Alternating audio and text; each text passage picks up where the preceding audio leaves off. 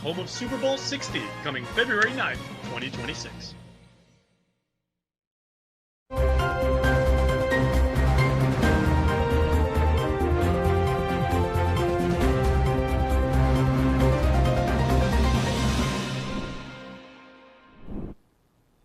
Half a day, I'm Mitsuki Hirayama. You're watching KUAM News Weekend Edition. Thanks for joining us. Well, Guam's cannabis industry is still evolving, and on Thursday, the Department of Public Health and Social Services held their annual Cannabis Industry Regulation Summit, bringing together current and prospective cannabis operators, ancillary businesses, and other stakeholders seeking clarity on Guam's regulated cannabis industry. Now, Public Health Director Teresa Arreola stated the broader purpose of the gathering was to ensure stakeholders have a clear understanding of where Guam's cannabis industry has been, where it is now, and how we intend to move the industry forward. A key focus of the summit was a preview of Metric, the state-mandated seed-to-sell tracking system designed to support regulatory compliance, transparency, and public health and safety across the cannabis supply chain. Officials from the Department of Revenue and Taxation also outlined application requirements and fees for cannabis identification cards, establishment licenses, and permits to operate. Arreola added, quote, "By introducing Metric and walking through the licensing process, we aim to support a compliant, responsible, and well-informed industry." Now, as Guam's cannabis market continues to take shape, questions remain about access, enforcement, and long-term oversight. But regulators say open communication is key to building a system that works for businesses and the broader community. In other news, the Guam Visitors Bureau has selected Ina Carrillo as its new Director of Destination Development following a competitive multi-stage recruitment process. The position became vacant on December 27th of last year after the retirement of former Director Dina Rose Hernandez. Now, Carrillo accepted the offer on January 21st and will officially assume her duties on February 9th. As Director of Destination Development, Carrillo will lead strategic initiatives to strengthen Guam's tourism product, enhance visitor experiences, promote Chamorro culture, and support the sustainable growth of the island's tourism sector. Her responsibilities include the planning, development, and coordination of destination development and cultural heritage programs tied to tourism sustainability. Carrillo was selected from a strong pool of applicants through a process that included application examinations, certification of eligibility, panel interviews, and final approval by GVB leadership. Now, the President and CEO, Regine Biscoli, said, quote, "We are delighted to welcome Ms. Carrillo to our leadership team," adding her deep understanding of our island's potential, along with her experience in both the public and private sectors, made her the ideal candidate to lead our Destination Development Division. In other news, the Arctic freeze swept through most of the nation this past week, but one Guam business based in Virginia is making sure to keep the island warmth going. 671 Pacific Flame Grill has arrived in the East Coast, bringing all of the local flavors to Guamanians so far from home. KUM contributing correspondent Nick Delgado has the story. Another great Guam treat I enjoyed while so far away from the islands, this time while visiting family in Virginia. The cold weather didn't bother or spoil our plans to head over to the farmers market at Ashbrook in Ashburn, Virginia, to meet these familiar faces from Guam.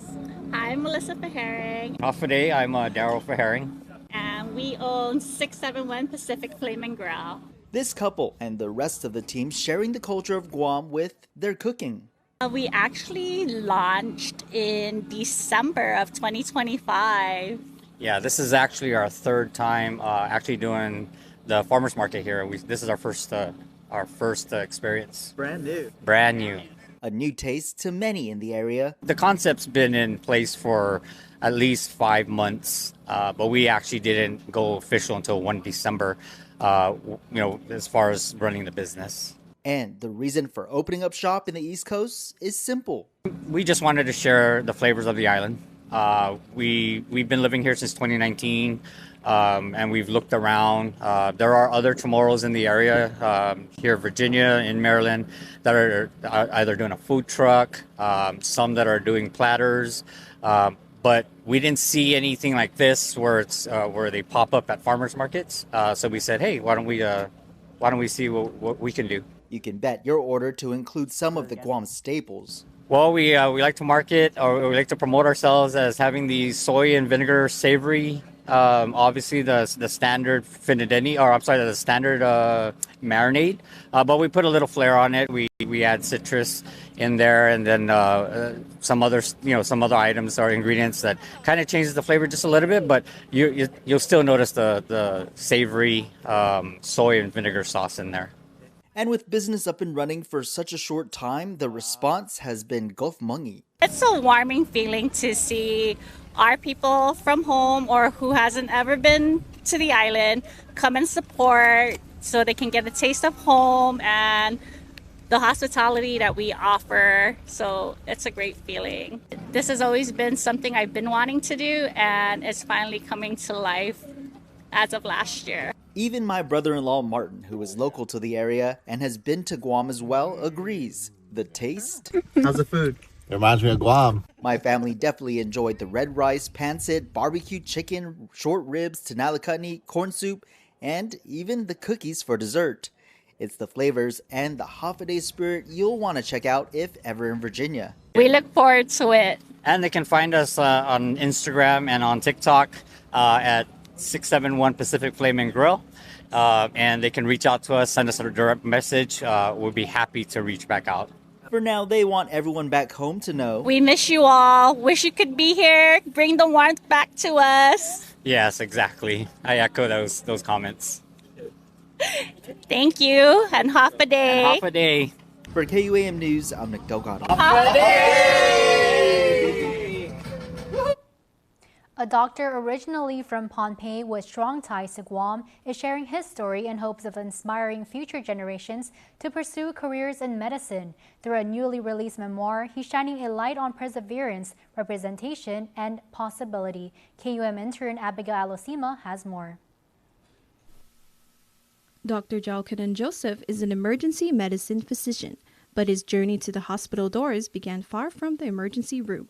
Originally from Pohnpei, Joseph grew up navigating limited resources, cultural expectations, and the pressure of being one of the few Micronesians pursuing medicine.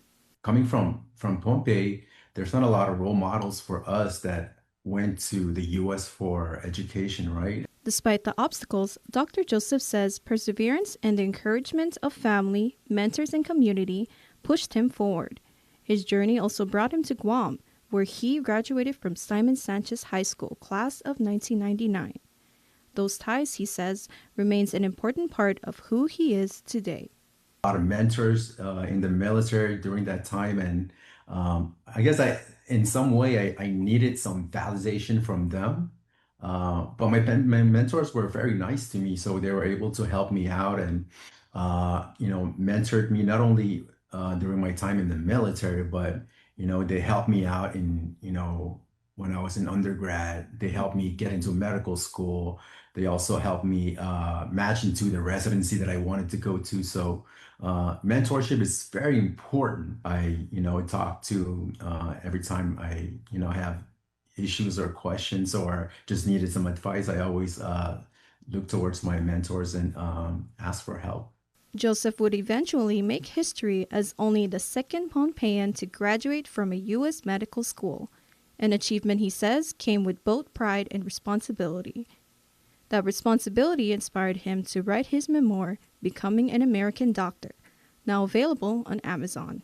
Getting into medical school is very challenging, right? Even in the U.S., I believe there's the acceptance rate into medical school is about 40%. Right. So, and if you look at the population in the U.S., it's about 0.3% of the populations are physicians. Right. So it's very small. It's a very small number. And it's very competitive to get into medical school. In the book, Joseph opens up about navigating education, identity, and what it means to pursue medicine as a Micronesian in spaces where representation is still limited. I wanted to write the book because I want to share my experience with the Micronesian community, especially the young Micronesians, and hopefully convince them to pursue careers in medicine and become doctors themselves. Because we don't have a lot of doctors in Micronesia in general. So it's one of those opportunities that I think we need to improve on in increasing the number of physicians that are of Micronesian descent or ancestry. It's kind of a like embarrassing statistic to talk about, right? And it's not because we're not smart. We just don't have established pathways and mentors that will guide us through the process. So that part motivates me a lot to write the book because I needed to share that story, not only about my success, but the fact that not a lot of people are, pursuing medicine in the United States, which in my opinion, it's the best route to take because, that's where our people are, migrating to, right? Joseph hopes his journey encourages students who may not yet see a future in medicine to believe in their potential and to seek out opportunities beyond what they think is possible. I would say that I want my story to give them hope of being successful in whatever they think they want to do in their life. Dr. Joseph says he plans to continue mentoring and engaging with Micronesian communities using his story to spark conversations about education, representation, and opportunity. Reporting for KUAM News, I'm Abigail Alosima. You may not have a ticket to the Super Bowl, but folks in Las Vegas say you might have a better time watching the big game with them, especially if you have the right accessories. Could pay and what I would pay are two different things. Football fans like Jeff and Candace Higgin visiting from San Diego can find a lot of places to spend money on the Super Bowl that go well beyond merchandise and tickets.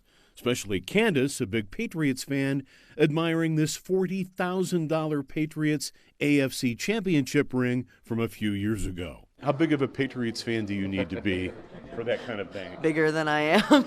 Right now would be the time to shoot for it. Yeah, it's a very cool piece of memorabilia. Wish I could afford it. And General Manager Andy Zimmerman says once the Pats punched their ticket to the big game, interest spiked. We already have received phone calls about the Patriot rings, and nothing yet on the Seattle Seahawks, but there's a lot more to choose from on the Patriot rings because they have so many titles. But the sticker price on a conference championship ring pales ring on the Gold and Silver Pawn website for $135,000. The value depends on the player, the year, and the team. And yes, it's an investment. So a ring that we saw one ring that in 2017 sold for $30,000, just recently sold for $87,000. The Super Bowl is also going to make money for Las Vegas, even though we're not the host city. Oh, I think Las Vegas is a far bigger deal than the host city of the Super Bowl. I mean, the host city of the Super Bowl, you're going to have 65,000 people going to the game. Derek Stevens says more people want to watch the game in Las Vegas than the host city itself. You know, Vegas, even without the Super Bowl, has 160,000 hotel rooms, with about 2 people staying in them. So it's a 300,000 person event. That's without the Super Bowl.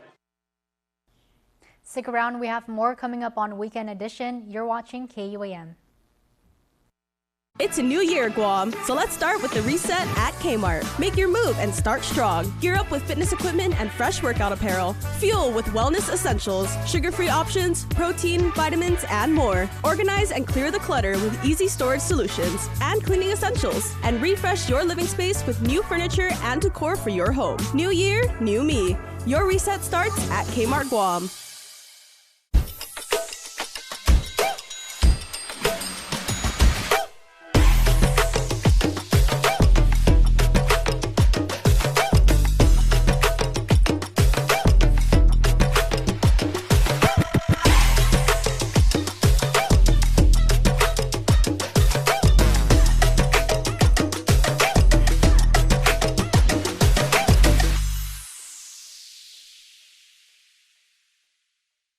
Okay, half a day, ladies, and I guess the most important thing to say is with Mardi Gras coming up on behalf of the Guam Women's Club, the wonderful celebration in 70 years, la célèbre thème roulé. Let the good times roll. Yes, ma'am. And that is actually what's going to happen on Mardi Gras. So, Anne-Marie, tell us everything about the history behind this and especially what's the theme. I was in it second one for the theme. I'm super excited. And I hope you still get excited because we hope that we see you and KUAM team there at our Mardi Gras and, of course, our public. We actually reserved for only 250 or 25 tables. As of today, it's increasing, so we're going to have to increase. So don't forget to get your tickets for our 70th Mardi Gras. 70 years of helping and giving back to the community in regards of education. Knowledge is power. And this year is going to be our Funk Fest, Glam Rock, and we're going to be shimmering, dancing, and just having fun as we raise funds for our scholarship. Okay, I got to tell you, Eileen, you're speaking my love language right now because I'm a child of the 80s, right? And I grew up like listening to heavy metal, but also because I was born in 74, there's a disco side to me too, right? Why did you pick the marriage, which I think is beautiful, of funk and hard rock? So it's, ideal because it's our 70th anniversary. So it kind of went with our theme. So that's why we chose the 70s because either way, we have big hair. Celebrating our 70th birthday, our 70th Mardi Gras actually. Yeah. And so that's why we chose our theme. Okay, all of the stores right now are going to be so appreciative that they are selling out of Aquanet with the amount of of hairspray that you guys are going to make people buy. Big hair, of course. There you go. And lots of color. So Guam Women's Club was established in 1952. We have a long history of improving the welfare, the health, and the education of our Guam. And every year our members are thrilled to continue this tradition. And so with that said, the Mardi Gras is a scholarship fundraiser that themed, as you mentioned earlier, a glam rock and funk fest that we want to invite everyone to come out. It's on February 7th. And we're really, really excited about this. For all those who've supported our event, we thank you. But we continue to reach out and ask for everyone else who hasn't come to our event to please reach out to us and join us because you will not regret it. And Anne-Marie, the Mardi Gras is, it's such a time-honored tradition down in New Orleans, but also the celebration of family, of music, of manner of dress, and of food. It really parallels our island culture too. Yes. It does. It's the camaraderie coming together, enjoying the time, the evening during our Mardi Gras. And again, like I'm on and say again, we're raising funds specifically for scholarships. So all funds received will go to our scholarship. And we actually support a 4-year term. So this year, what we're trying to do in the past is they supported up to three recipients to help with their 4-year term. This year, because since COVID, we're all trying to do good, right? This year, we're trying to actually give out to two recipients 4-year term. But the camaraderie coming together and just raising funds at the same time having fun for a purpose. And I'm going to tell you, dress up, be there. You see people in KISS outfits because you're talking about glam rock. So it's pretty much like the ending era of the 70s and into the 80s. So any way you want to dress up, we have costume contests. I have 2 KISS shirts right now that I have already ironed. I got the Love Gun album cover and I've got I Was Made for Loving You. All right. Yeah, that's old school KISS too, not the new stuff. We're talking Destroyer era. All right. Make sure you use that evening too. There you go. Also, rest in peace, Ace Frehley. We lost him recently. Yes, rest in peace. But I'm going to tell you, it's going to be fun. Custom contests. We got great raffle prizes too as well. We have round trip ticket from Philippine Airlines. You have a chance to win that. You have a chance to win $1,000. We have quite a few overnight stays at Hilton, Wyndham, and Holiday Resort. And Valentine's is coming up too. Not only are you going to be supporting our annual Mardi Gras, but you also have time to win some prizes to celebrate Valentine's. Okay, now Eileen, I would gladly, if I should be so lucky to win the raffle, I would gladly trade the grand prize, as wonderful as that is, for the $1,000. For food. The food, yeah. What? Please tell me about the cuisine. So we have a really nice, wonderful meal plan. Shrimp, seafood, chicken, pork, beef, everything there. We themed our desserts towards the 70s a little bit with the help of Hyatt's chef to give us like a little bit more of the theme. We have that's Chef Mirko too. Spread he is amazing. Wonderful food that will please our guests for the evening. And also one thing that is a tradition, May-Ann, is the crowning of King Rex. Every single year there have been several gentlemen from our island's business community, just like outstanding members of our island family and everything, who carry that tradition. So can you give me like a little bit of a hint who it may be this year? My lips are sealed. Oh, man. It is absolutely a surprise. That too is a Mardi Gras tradition. Yes, it is. And if you want to know, you just got to be there. So February 7th, 6 o'clock, Hyatt Resort Hotel. And again, you know, together we shaped our future of our island. And if you want to join us, get your glam, get your glam on, and come on out and feel the funk. We got a party going. Now, for a limited time, get our largest pizza at our lowest price. Just $9.99 for our classic New York-style pizza. It's 30% larger than our large, and at only $9.99 for carryout. Don't wait. Order now at your Island Pizza Hut. Don't need to work, babe. Keep the smile on your face. The moments you can't replace, and I'll be around.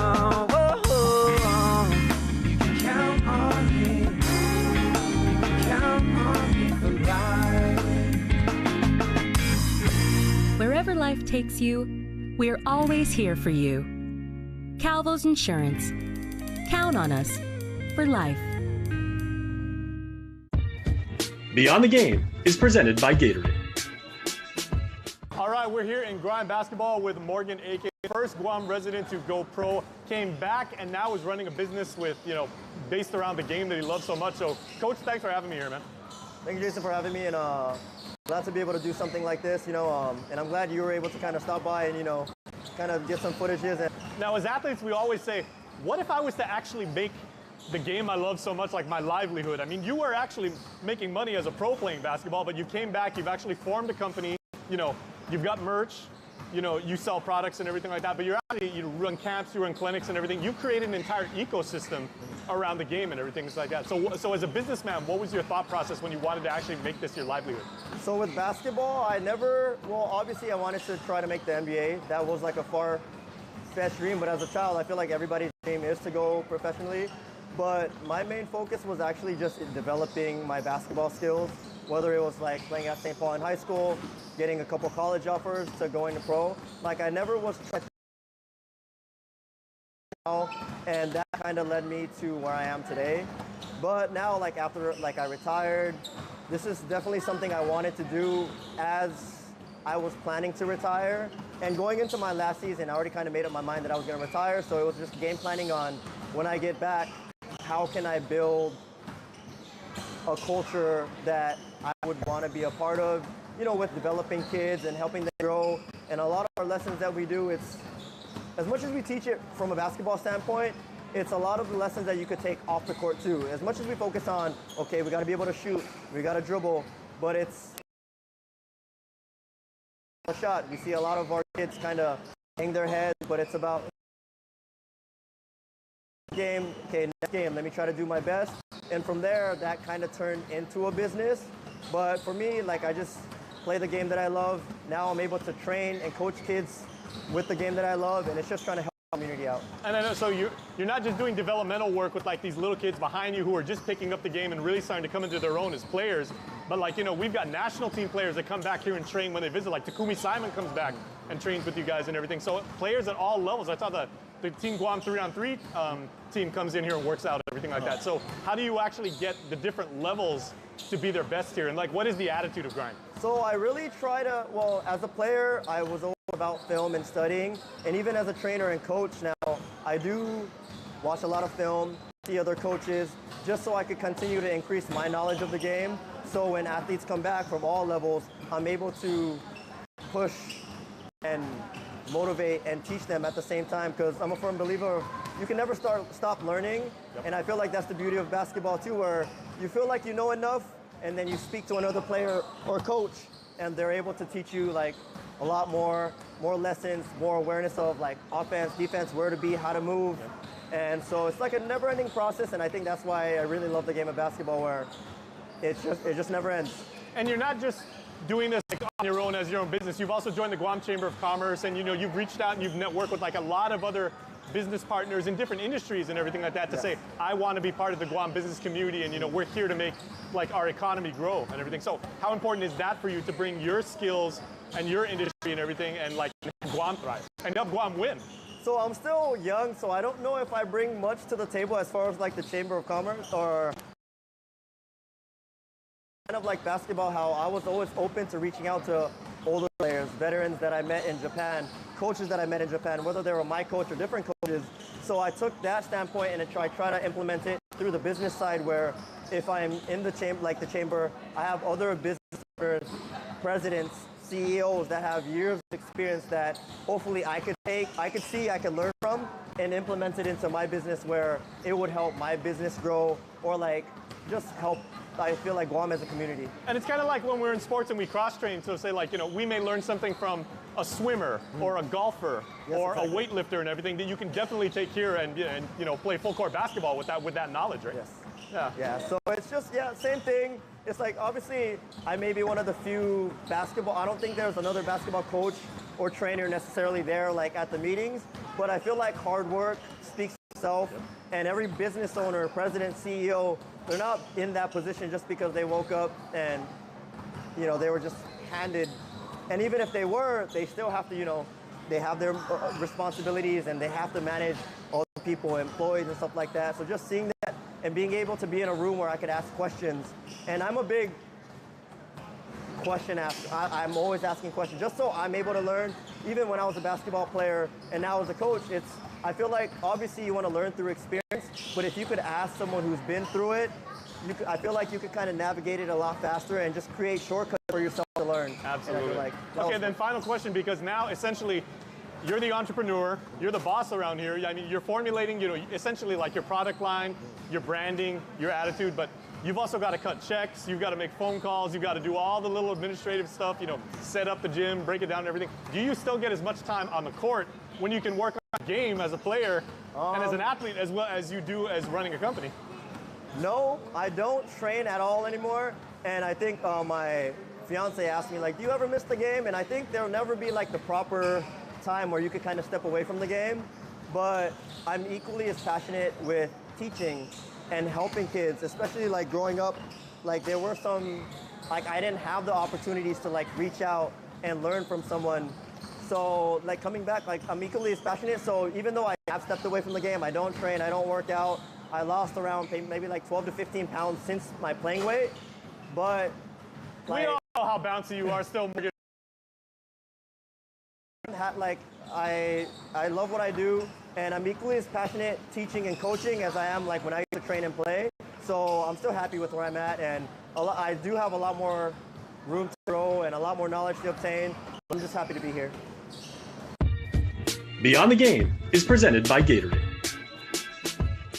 Guam's auto appearance specialist, Elegant Reflections, has been providing the automotive industry with professional detailing and car care products at its highest quality, from complete detailing, full interior detailing, exterior detailing, headlamp restoration, hand washing, seat and carpet shampoo, engine degreasing, undercarriage cleaning, paint sealant, fabric protection, paint oxidation removal, and so much more. Visit us at our new location. Call 646-5555 for an appointment. Elegant Reflections, Guam's auto appearance specialist, over 20 years of experience. And now here's your Cold Stone Creamery Birthday Club shout-out sent to us on KUAM.com.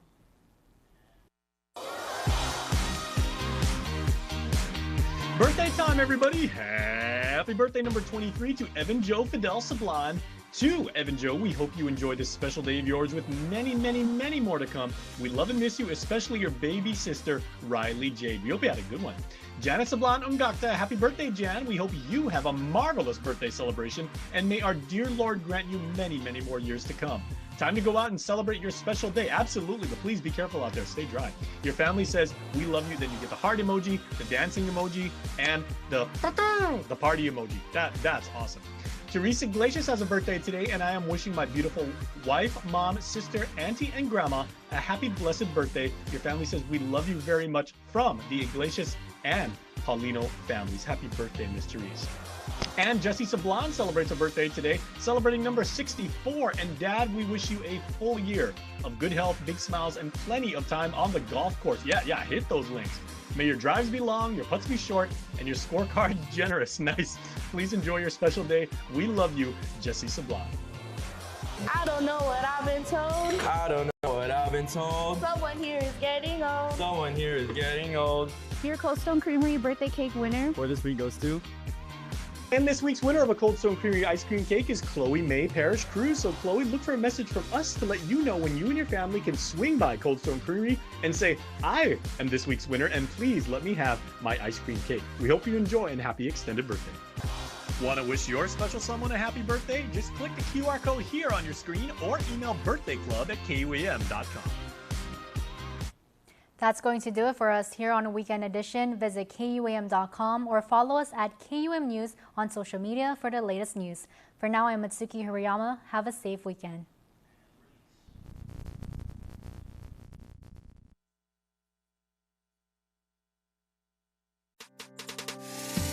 It's the One Micronesia Show, brought to you by Bank of Hawaii. Reach your possible. Ali, Mogitin, Hafaday Zan Tiro, Rananim Kasaleli Lengmo, and Yakwe. Happy New Year and welcome back to another episode of the One Micronesia Show. Now, before we get to the big show,